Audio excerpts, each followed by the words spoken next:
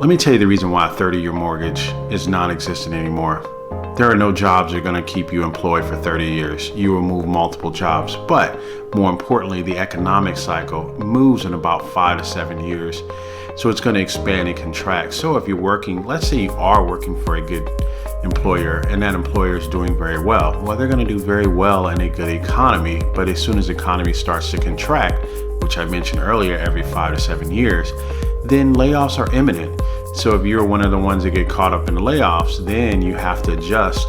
So your mortgager doesn't understand that. Next thing you know, you're in foreclosure. So the average person looking at foreclosure, I think one in 3 or 1 in 5 people will be looking at foreclosure for the simple fact is there is no job that's going to allow you to pay a mortgage for 30 years.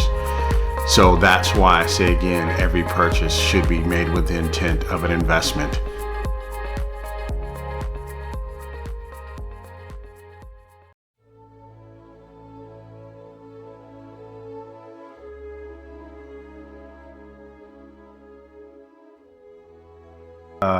Let me just give you this brief explanation, and anyone knows me know I'm a financial evangelist. I'm always talking about money, trying to make sure people understand. I think most people get themselves in trouble when they don't understand what their money is doing or what their money is supposed to be doing for them. Okay, so if you had a regular interest rate of 10% and you borrowed $1,000, paying only the minimum payment of 2%, will take you 10.4 years. That's just to pay off $1,000. Now, here's the reason why. What credit card companies do is they compound the interest that you have outstanding. So exactly on the balance. So if I have $1,000 outstanding on the balance of a credit card, every single day that it is outstanding, they're charging me.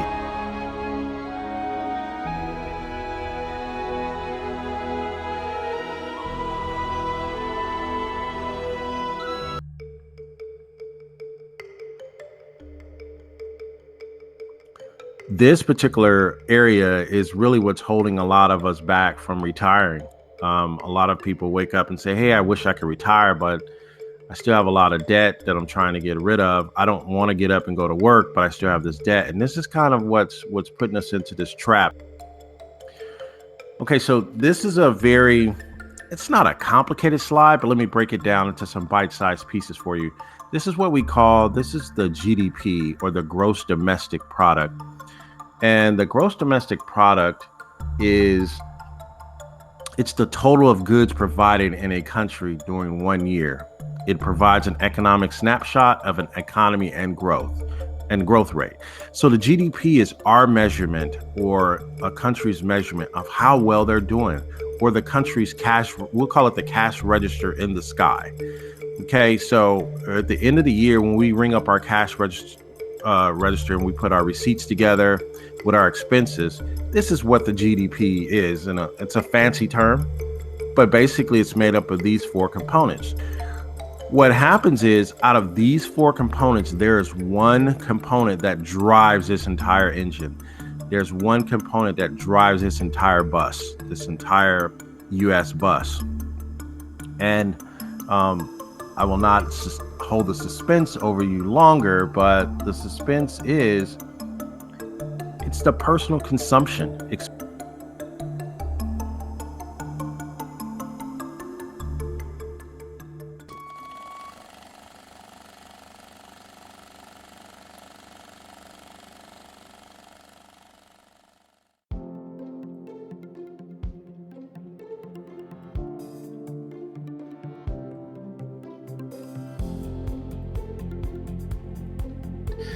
So again, it's under new management systems. What we do here, and we take clients that need a reset or trying to move to the next level financially. We move them through our program here. And then what we do here is My Retirement Exit is another company that I run, and that's for clients who want to get a handle on their retirement assets and or retirement portfolios and 401ks. And then from My retirement exit, we actually we show people how to purchase property with their 401ks, things of that nature. So it's a little bit complex, but it's mostly using retirement assets. Then also, I run the Jones Stewardship Group, which is portfolio development and management of investment assets. So it's a holistic view of all of your assets and try to make sure all of your assets are optimal and moving in all the different directions it needs to move to be maximize that. And then at the end, we also do we develop the Win-Win Real Estate Group, which is a legacy building. And you can come along as a partner, you can come along as a student, you can come along and work alongside us in some of our investments that we do as well. That's more for our legacy building. More if a client came to us and says, hey, you know what? I want to purchase 3 rental properties. I want to put each one in a trust to each one of my kids.